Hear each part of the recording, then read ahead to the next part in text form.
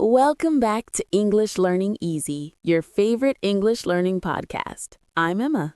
And I'm Ethan. And today, we're diving into one of the most fun topics in English, American versus British English.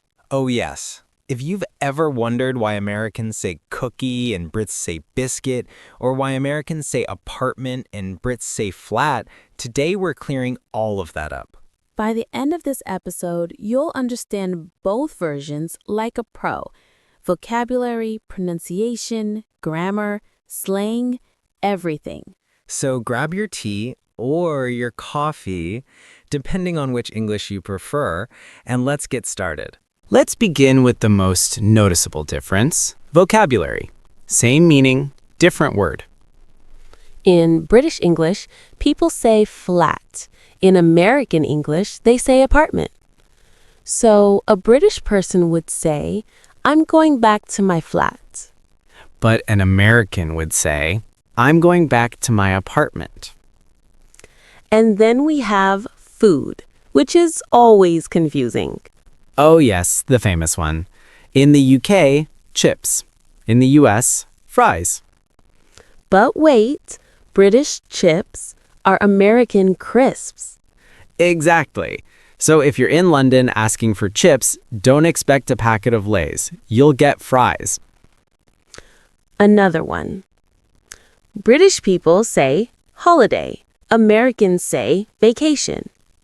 UK, I'm going on holiday. US, I'm going on vacation. UK, car park. US, parking lot. Simple but easy to mix up if you're traveling. Now let's talk pronunciation, where things get really interesting. The R sound. Americans pronounce the R strongly. British speakers often drop it.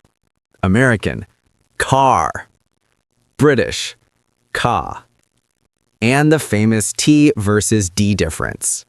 Americans often pronounce T as a soft D, like in water. American, water. British, water. And here's one of my favorites, schedule. Americans say schedule. British, schedule. Completely different start to the word. Let's talk spelling, the part that confuses learners the most.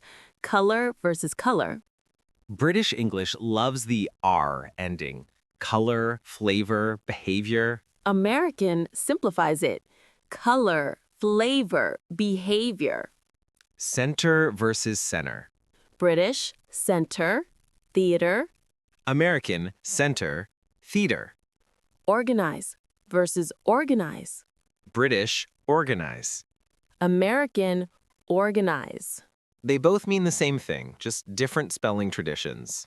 Have you got versus do you have? British people say, have you got a pen? Americans say, do you have a pen? Present perfect versus past simple. British English uses present perfect more often. UK, I've just eaten. US, I just ate. Collective nouns. This one's cool. British to plural, American to singular. UK, the team are winning. US, the team is winning. Let's talk spelling, the part that confuses learners the most. Color versus color. British English loves the R ending. Color, flavor, behavior. American simplifies it. Color, flavor, behavior. Center versus center. British, center, theater. American, center, theater. Organize versus organize. British, organize. American, organize. They both mean the same thing, just different spelling traditions. Have you got versus do you have? British people say, have you got a pen? Americans say, do you have a pen? Present perfect versus past simple. British English uses present perfect more often. UK, I've just eaten. US, I just ate. Collective nouns. This one's cool. British to plural, American to singular. UK, the team are winning. US, the team is winning. Underground versus subway. UK, underground or the tube. US, subway. Petrol versus gas. UK, petrol. US, gas or gasoline. University versus college. In the UK, university equals higher education. In the US, college equals university. Year versus grade. UK, year 7, US, 7th grade. Cheers means thank you, but Americans only use it when drinking. Dude versus mate. US, dude equals friend. UK, mate equals friend. A British person doesn't say dude, and an American rarely says mate. I like your pants. That means you like someone's underwear. Throw it in the trash. Throw it in the bin. So those were 10 major differences between American and British English. And remember, neither is wrong. Both are correct, both are useful, and both are fun to learn.